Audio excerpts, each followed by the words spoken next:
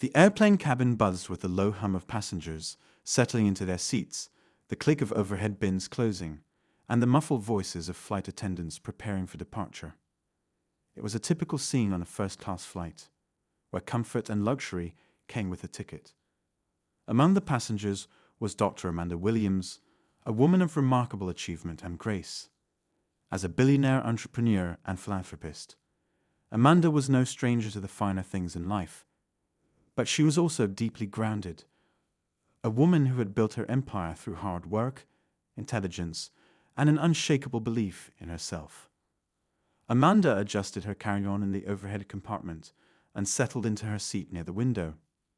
She was on her way to an important business meeting, her mind already working through the details of the presentation she would give upon arrival. For Amanda, flying first class was a matter of convenience, not extravagance. But today, it seemed her presence in this space would become the center of a storm she never saw coming. It began with a glance, a sharp, assessing look from the pilot as he made his way down the aisle. Captain Jack Turner, a seasoned pilot with a reputation for being by the book, hesitated when his eyes fell on Amanda. Something about the way he paused, his expression tightening, sent a ripple of discomfort through her. She returned his gaze calmly, refusing to let the unspoken tension rattle her. But it didn't end there. Moments later, a flight attendant approached Amanda with a stiff smile. "Excuse me, ma'am," she began hesitantly, "but the captain has requested that you step off the plane for a brief conversation." Amanda frowned, confusion flickering across her face. "Is there a problem?" she asked, her tone polite but firm. The attendant glanced over her shoulder as if seeking backup. "I'm not sure, ma'am. He just asked for you to step off for a moment." The cabin seemed to still as Amanda rose from her seat, aware of the curious glances from other passengers. She followed the attendant toward the front of the plane, where Captain Turner waited. His arms were crossed, his stance rigid, and his expression betrayed no friendliness. "Is there an issue, Captain?" Amanda asked, keeping her voice steady. Turner's eyes narrowed slightly. "Yes, there is. I have reason to believe you are in the wrong seat. This section is reserved for first-class passengers." For a moment, Amanda was too stunned to respond. She had flown countless times and had never been questioned like this. Her ticket was in her purse, and she was certain there had been no mistake. "I assure you, Captain, I'm in the right seat," she replied, her voice calm but tinged with indignation. Turner didn't seem convinced. "I'm going to need to see your ticket," he said, his tone leaving no room for negotiation.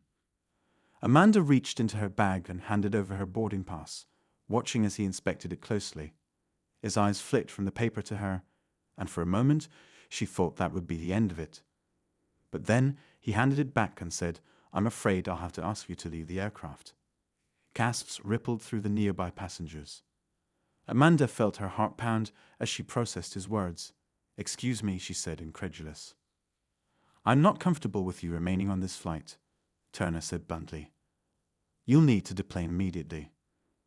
The sheer audacity of his statement took her breath away. She could feel the eyes of the other passengers on her, some curious, others uncomfortable, and a few outright hostile.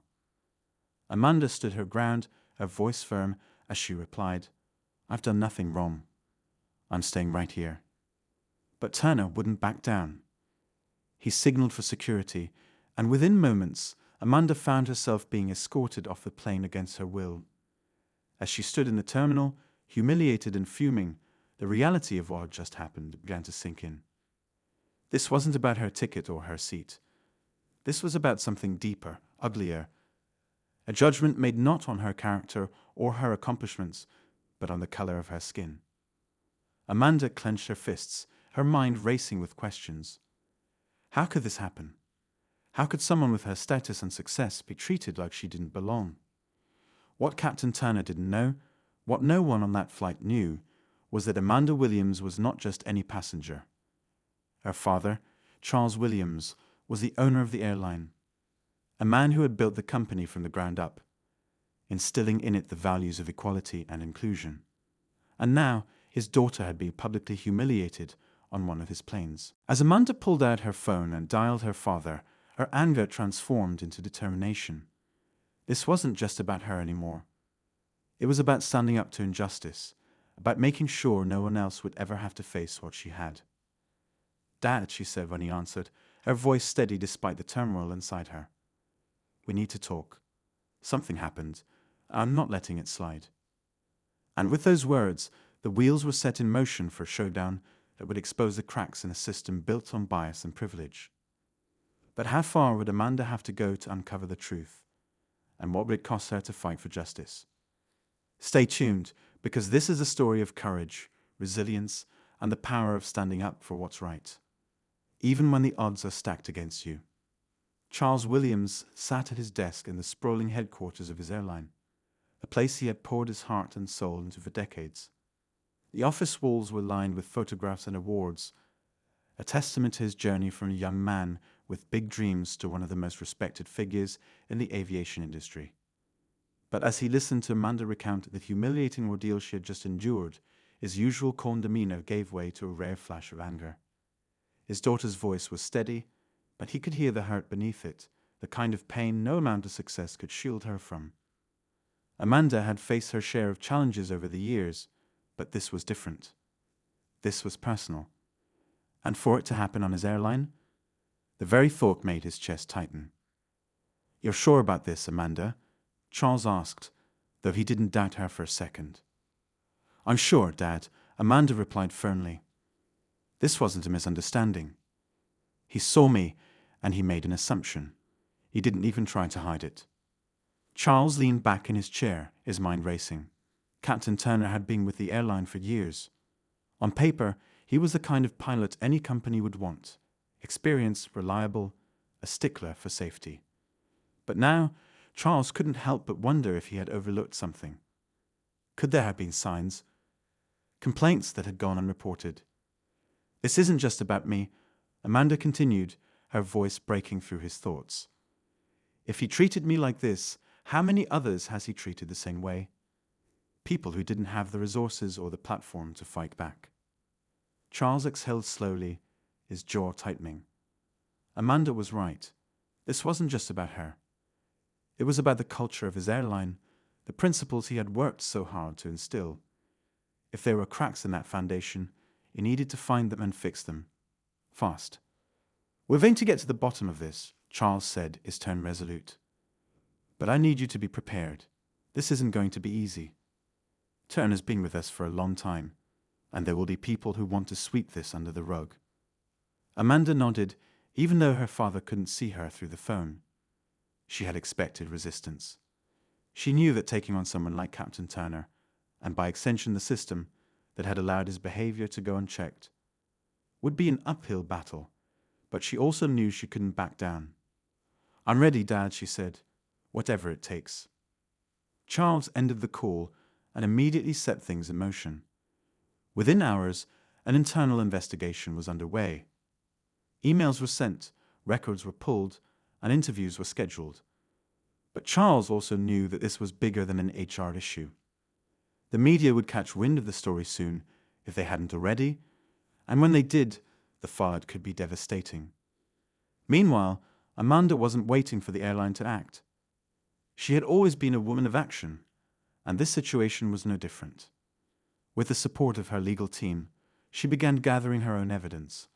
Eyewitness accounts from passengers, details about Captain Turner's history, and surveillance footage from the airport. What she found only deepened her resolve.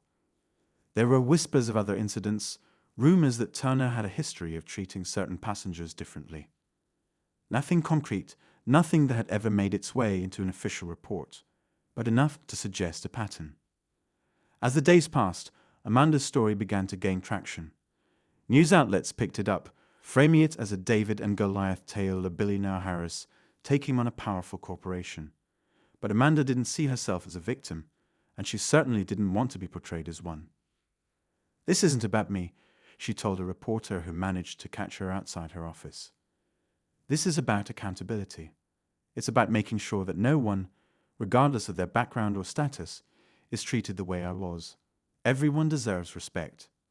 Everyone deserves to feel like they belong. Her words struck a chord, and soon the public was rallying behind her. Social media lit up with hashtags like hashtag Justice for Amanda and hashtag FlyingWildBlack. People shared their own stories of discrimination, turning Amanda's personal fight into a larger conversation about inequality in the airline industry and beyond. Back at the airline, tensions were running high.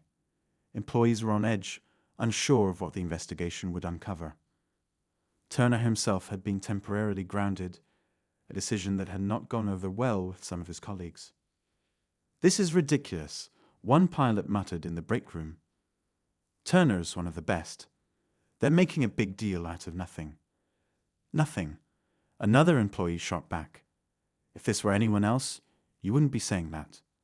Just because he's a good pilot doesn't mean he's a good person." The divide among the staff mirrored the larger debate happening outside the company. Some people viewed Amanda as a hero, a woman brave enough to stand up to injustice. Others saw her as an opportunist, using her wealth and influence to make a scene. Through it all, Amanda stayed focused. She refused to be drawn into the noise, choosing instead to let the facts speak for themselves. But as the days turned into weeks, the pressure began to mount.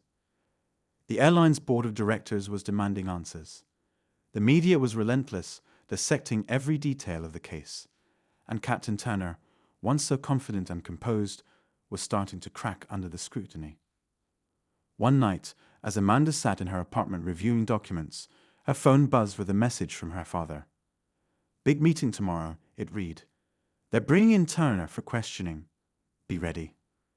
Amanda stared at the screen, her stomach tightening. She had been preparing for this moment, but the reality of it was daunting. This wasn't just about proving her case. It was about exposing a system that had failed to protect people like her time and time again. The next morning, she arrived at the airline's headquarters, her head held high. The building was familiar, a place she had visited countless times as a child. But today, it felt different. Today, she wasn't just Charles Williams' daughter. She was a woman on a mission, determined to make things right. As she stepped into the conference room, she felt the weight of the moment settle over her. Turner was already there, his face pale and drawn. Her father sat at the head of the table, his expression unreadable. This was it, the confrontation she had been building toward. And as Amanda took her seat, she knew one thing for certain. No matter what happened next, she wasn't backing down. The room was thick with tension, the kind that made every breath feel heavier. Amanda glanced around, taking in the faces of those seated at the long conference table. Some looked expectant, others avoided eye contact altogether. Captain Turner sat across from her, his jaw set in defiance, but the slight tremor in his hands betrayed his nerves. Charles Williams broke the silence first. His voice was calm, measured, but there was no mistaking the undercurrent of disappointment. "Captain Turner, I trust you understand the seriousness of these allegations." Turner nodded stiffly. "I do, Mr. Williams, but I stand by my actions. I've always conducted myself professionally, and this situation is being blown out of proportion." Amanda's gaze never wavered. She wasn't here for excuses or half-truths. She had lived the experience, felt the sting of humiliation, and she wasn't about to let it be dismissed as a misunderstanding. "You call forcibly removing me from my seat professional?" she asked, her voice steady but sharp. "You didn't even bother to verify my ticket before making assumptions." Turner's lips tightened, but before he could respond, one of the board members interjected. "Captain Turner, can you explain why you singled out Dr. Williams specifically? Was there any indication she wasn't entitled to her seat?" Turner hesitated, the weight of the room pressing down on him. "She was acting suspicious," he said finally, "and when I asked for her ticket, she didn't produce it right away. I made a judgment call based on her behavior." Amanda leaned forward, her eyes narrowing. "Suspicious? Sitting quietly in my seat was suspicious. Or was it just the fact that someone like me doesn't fit in first class?" Her words hung in the air, cutting through the practiced neutrality of the board members. Charles remained silent, letting Amanda take the lead. This was her battle, and he was determined to let her fight it her way. Turner shifted uncomfortably in his chair. "I don't see race when I do my job," he said defensively. "I see safety and order. That's all." Amanda didn't flinch. "Then why didn't you question anyone else in first class? Why did every single witness say I was the only person you targeted?" Turner opened his mouth, but no words came out. The room felt smaller somehow, the walls closing in around him. The silence was broken by another board member, a woman who had been quietly observing. "Captain Turner," she said, her tone firm, "this investigation isn't just about one incident. There have been murmurs, reports from other passengers and even crew members about how you've handled similar situations in the past. Can you explain that?" Turner's face flushed. "I've always acted in the best interest of the passengers and the airline," he said, his voice rising slightly. "If people are taking things the wrong way, I can't control that." Amanda felt a surge of anger, but kept her composure. "It's not about how people take things.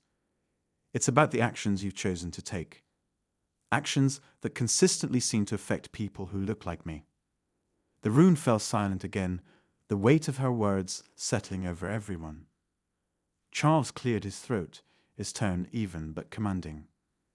"Captain Turner, we will continue to review the evidence, but I must tell you that the picture being painted here is troubling, to say the least." As the meeting adjourned, Amanda stood, feeling the eyes of the room on her. She didn't look back at Turner as she walked out. There was nothing more to say to him. Later that evening, Amanda sat in her father's office, the city skyline glowing through the floor-to-ceiling windows. Charles handed her a cup of tea, his usual way of comforting her when words didn't seem enough. "How are you holding up?" he asked, taking a seat across from her.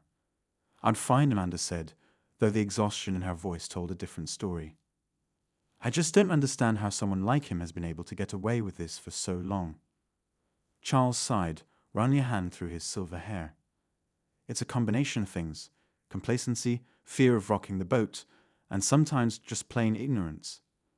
But that doesn't mean we can't change it." Amanda nodded, though the weight of the fight ahead felt heavier than ever. She knew this wasn't just about Turner. It was about the system that had enabled him, the biases that had gone unchecked for years. Over the next few days, the investigation continued to unfold, each new piece of evidence adding another layer to the story. Interviews with crew members revealed a troubling pattern. Comments Turner had made, decisions that had raised eyebrows but never escalated to formal complaints. One flight attendant recounted an incident from years ago when Turner had insisted on moving a young black man out of first class, claiming he was causing a disturbance. The man had been reading quietly at the time. "I should have said something then," the flight attendant admitted, her voice filled with regret. "But I didn't want to jeopardize my job." Amanda listened to the recording, her heart heavy. It was a reminder of how often people were forced to stay silent, how fear and power imbalances perpetuated injustice. As the evidence mounted, the media frenzy grew. News outlets dissected every detail, and public opinion became increasingly divided. Some people applauded Amanda's courage, while others accused her of blowing the situation out of proportion. Through it all, Amanda remained steadfast. She knew the truth, and she wasn't going to let the noise distract her from it.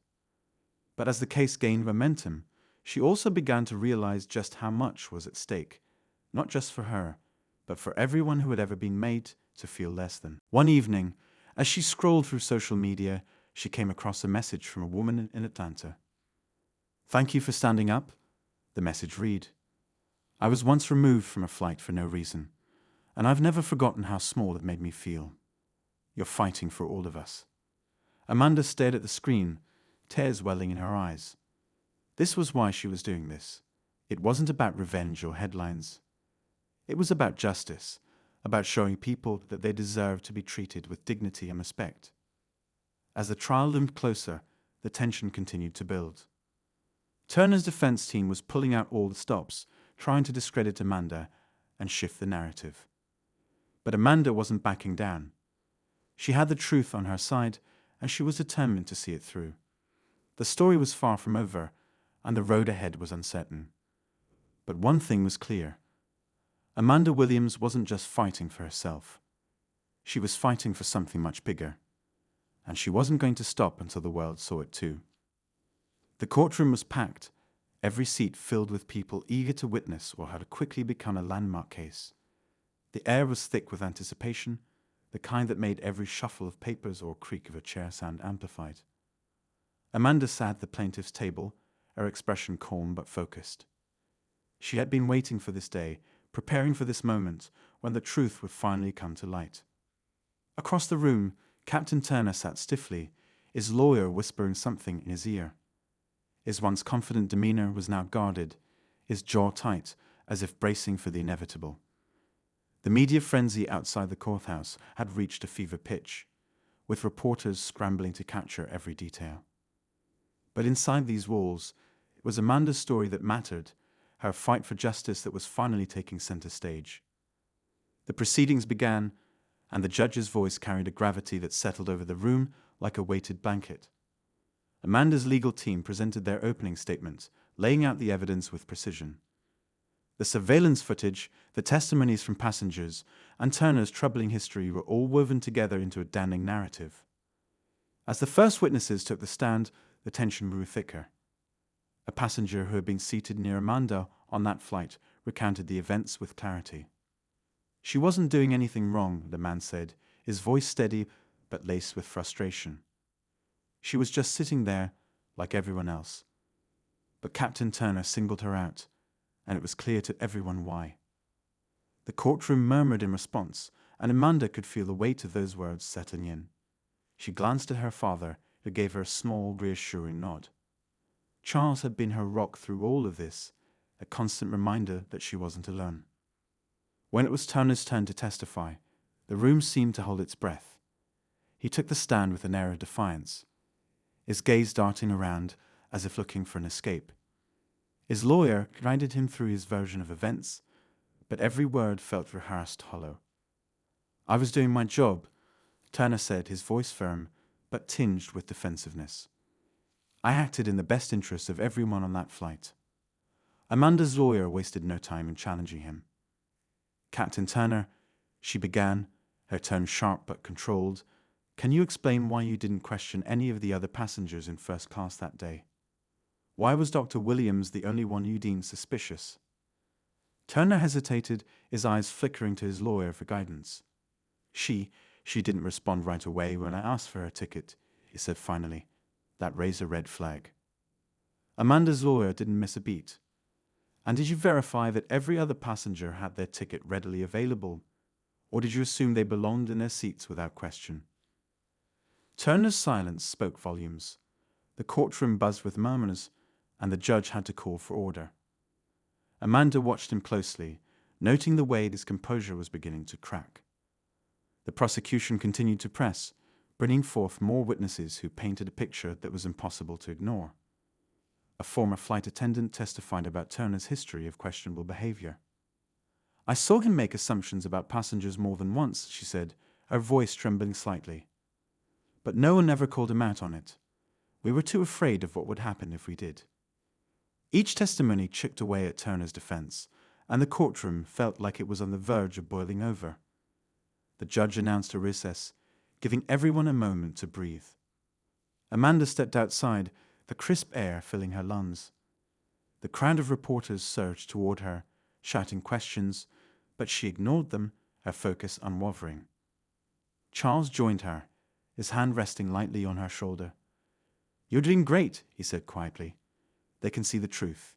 It's just a matter of time now." Amanda nodded, though her nerves were starting to fray. This fight was bigger than her, and the weight of it felt almost unbearable. But she reminded herself why she was here, why she couldn't back down. When the court reconvened, the tension was palpable. The defense began their cross-examination, attempting to poke holes in the prosecution's case. But every time they tried to twist the narrative, Amanda's legal team was ready, countering with evidence that couldn't be ignored. The turning point came when the surveillance footage was played. The grainy video showed Turner approaching Amanda, his demeanor abrupt and dismissive.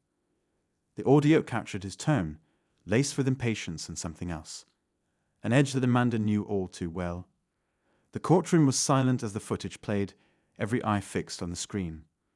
When it ended, Amanda felt a mix of anger and relief. There it was, laid bare for everyone to see, the truth she had been carrying with her since that day. As the trial continued, the weight of the evidence became undeniable. But the fight wasn't over yet. Turner's lawyer was determined to salvage what they could, questioning Amanda in a way that was meant to undermine her credibility. "You're a very successful woman, Dr. Williams," he began, his tone almost patronizing. "A billionaire, in fact. Would you say that your status might have influenced your perception of this incident?" Amanda didn't flinch. "My status has nothing to do with what happened that day," she said firmly. "I was treated unfairly because of my skin color, not my bank account."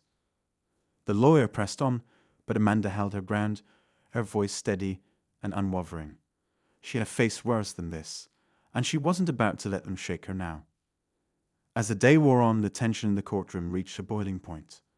The judge announced another recess, and Amanda felt the weight of the day settle on her shoulders.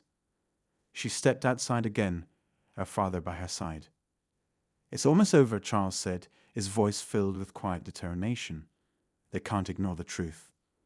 Amanda nodded, though her mind was racing. The fight wasn't over yet, but she could feel the tide turning. The truth was out there now, and it was only a matter of time before justice was served. Back inside, the court prepared for closing arguments.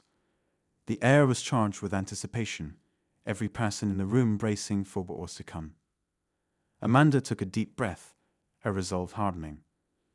This was it, the moment she had been fighting for, and she wasn't going to let anything stand in her way.